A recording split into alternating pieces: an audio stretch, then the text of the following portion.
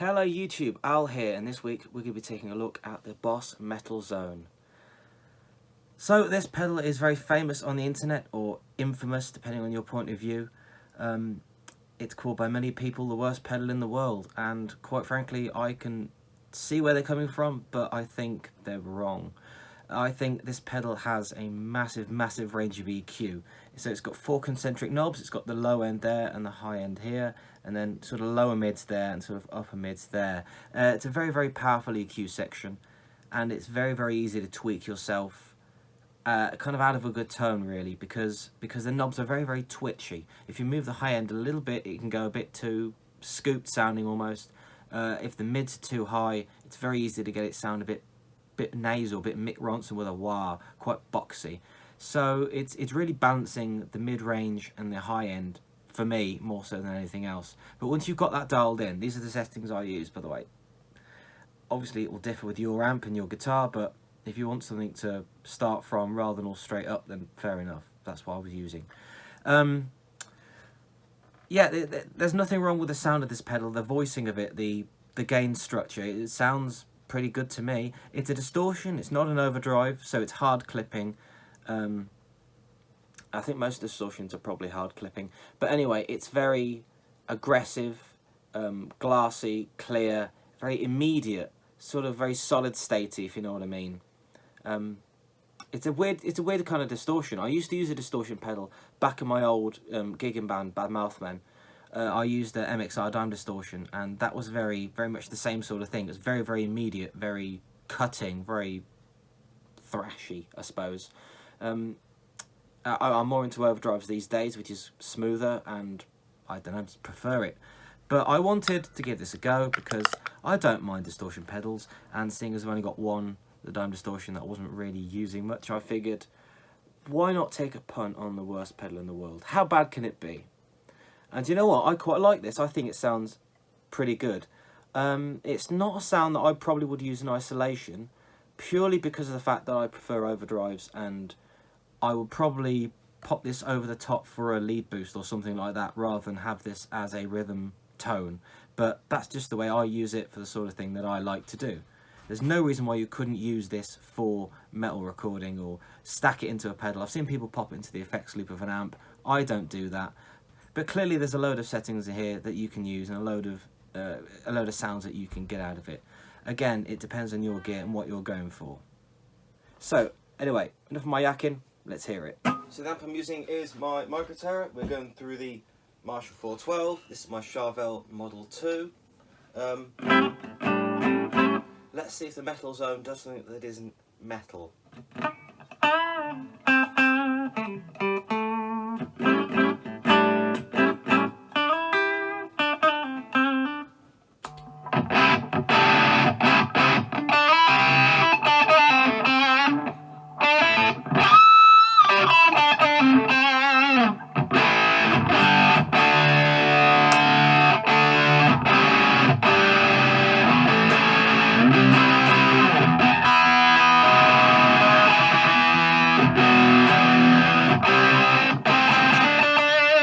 Bit honky, bit nasal. So I'm going to take the upper mids down a tiny bit.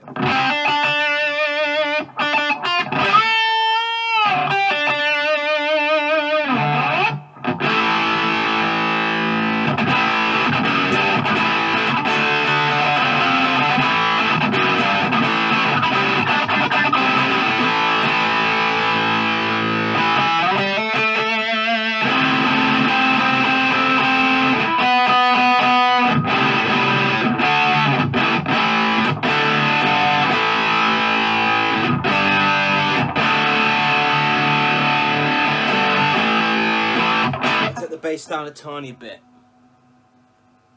The controls in this are very twitchy.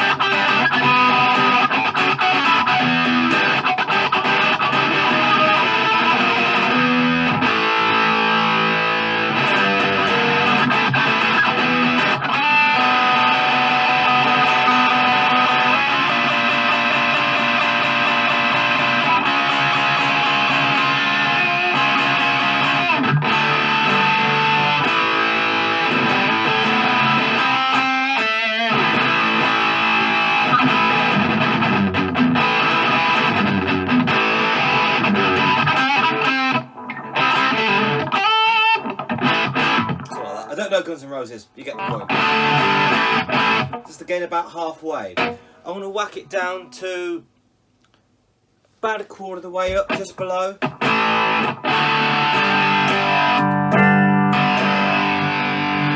Level up a little bit.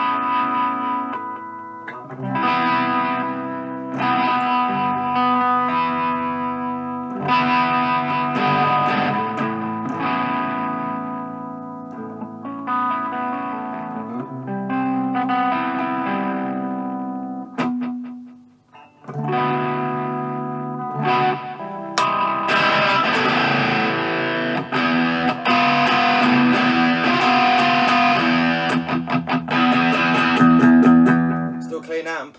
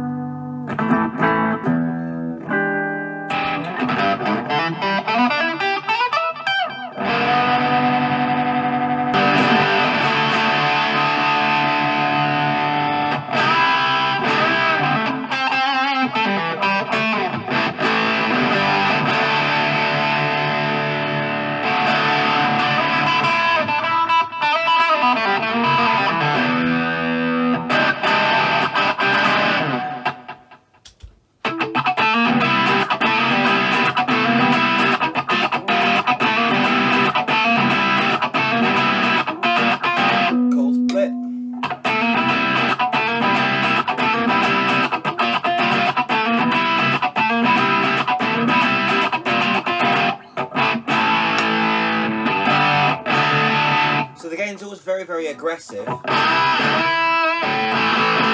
Glassy, sort of jagged and clear because it's kind of a hard clipping thing. It's a distortion, it's not an overdrive. So if I take that off for a second and I pop on the Boss SD1.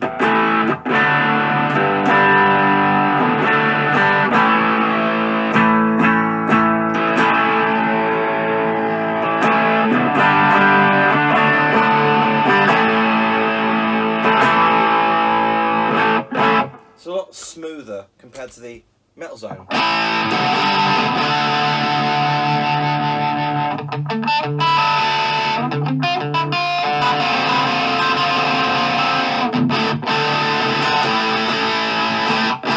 So let's see how well it stacks with stuff going into it. I've got the D&M drive here, so I'm going to pop a boost on. So and the Metal Zone on top.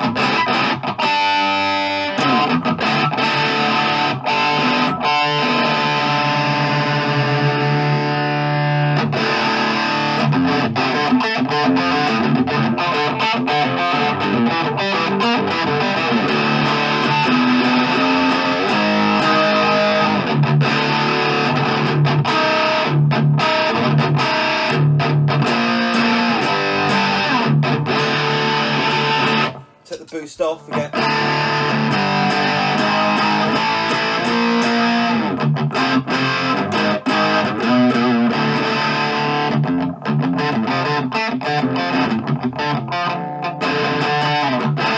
Let's go halfway up. So I put the boost on. I do it off and then on. So, ooh, that's my tuner.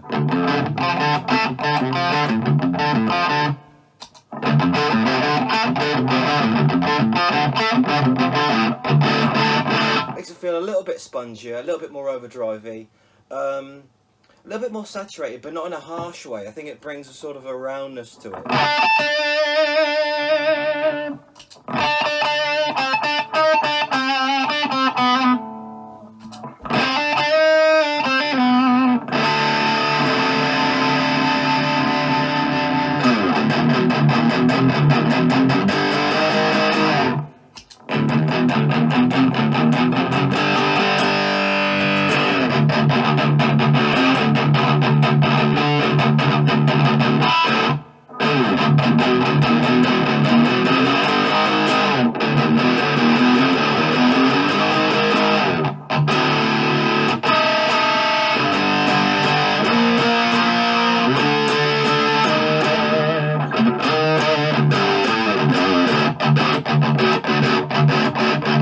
All that gent is up.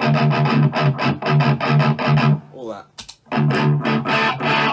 So I've whacked the gain up to about halfway. I do not want to touch the EQ, because if I touch the EQ it goes really different, really quick.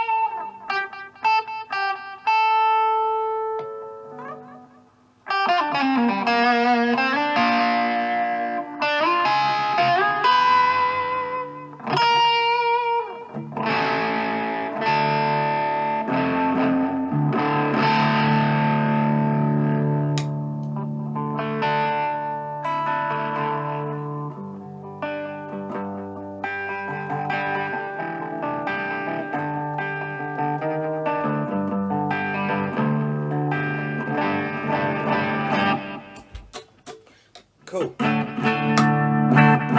again. Metal zone. On its own.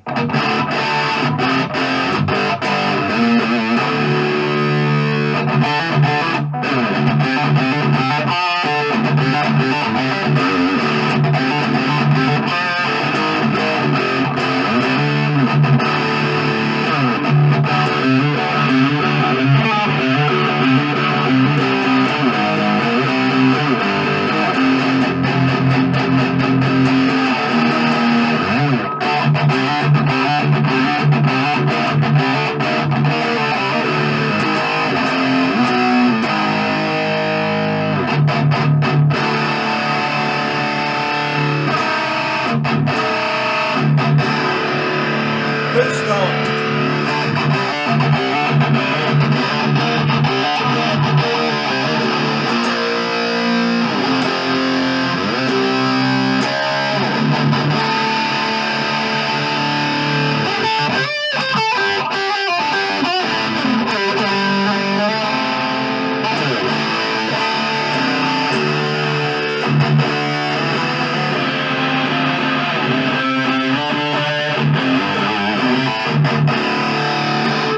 Stacks really well with something in front of it. Tell you what, I want to try it with the SD1, is that more of an overdrive. I've got a tube screamer as well, but I'm not going to, you know what, I will try it, but I doubt it'll work, because it's very, get rid of the bass and push the mids, and I don't know how well that's going to play. So, let's try the SD1, here's it in its own.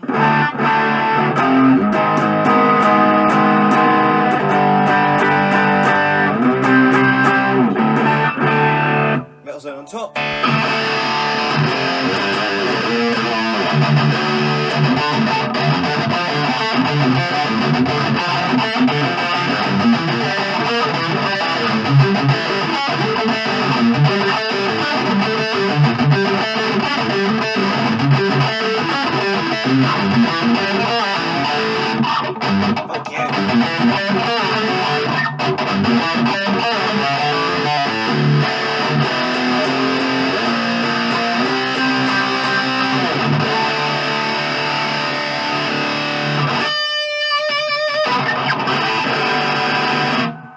It's still relatively quiet.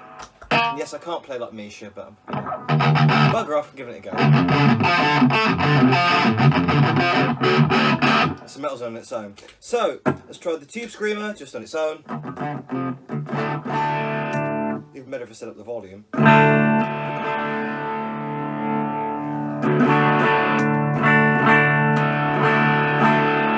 Cool. So clean. Tube Screamer.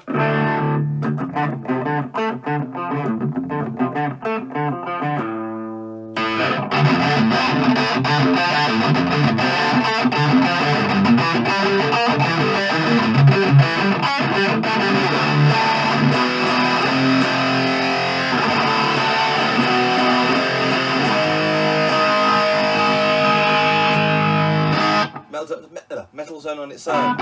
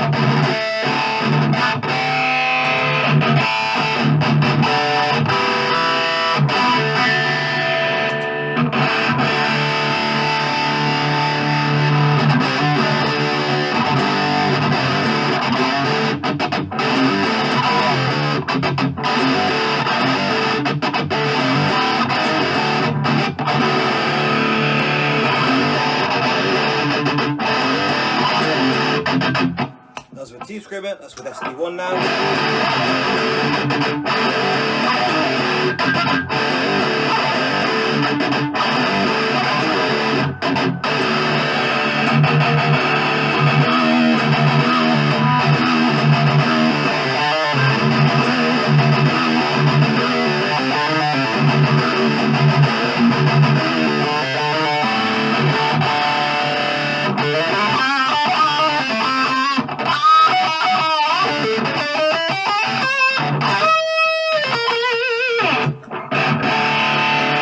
Boost.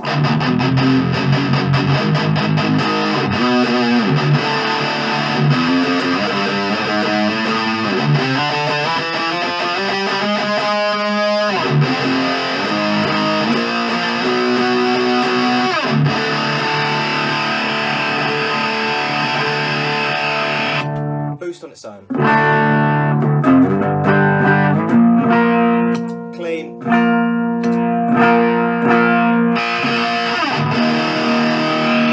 Metal zone on its own.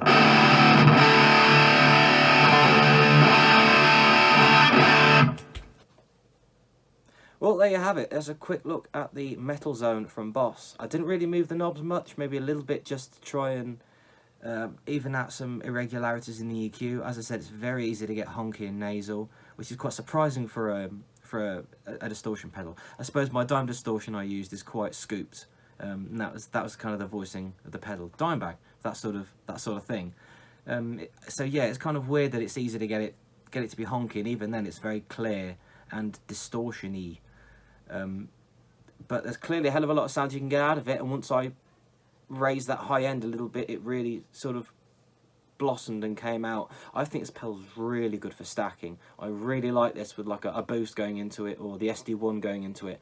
It really worked well. It tightened it up and it fattened it up, and it felt more saturated, but it wasn't just more metal zone gain. It was like a different sort of overdrive within itself. So I love that. I think that was great. So there you go. There's the Boss Metal Zone. This is not a bad pedal. I don't know why people think it's a bad pedal. Just mess around with the controls. It's going to take a while. It is going to take a while because it's not like a tone knob where you can go that way or that way. But it's not a bad pedal. You can get loads of different sounds out of it. They're going cheap second hand. There's millions of them about because I've sold millions of them. One thing I should mention is because this is a buffer, as opposed to true bypass, even if you don't really want to have it on, if you wanted to buy a buffer, it makes more sense to buy a pedal that has a buffer in it and just not use the pedal, because when it's turned off, it's still buffering your signal. So even if you hate this pedal and you think it's awful and you want to burn it with fire, which I think is a bit harsh. You can still have it on your board towards the end, or towards the start if you haven't got a buffer up that end. And it just gives your signal a little bit of a push, and it puts back all that lovely high end that capacitance would take away if you've got long cable runs or lots and lots of pedals. So it might be worth having one just for that. So for my 30 quid, it's definitely worth a go, and I think it's going to be great for lead tones. So thank you very much for watching. My name's Al. Like, subscribe, all that nonsense. Leave any questions down in the comments and I'll try to get to them. I'll see you next week. Bye. Bye.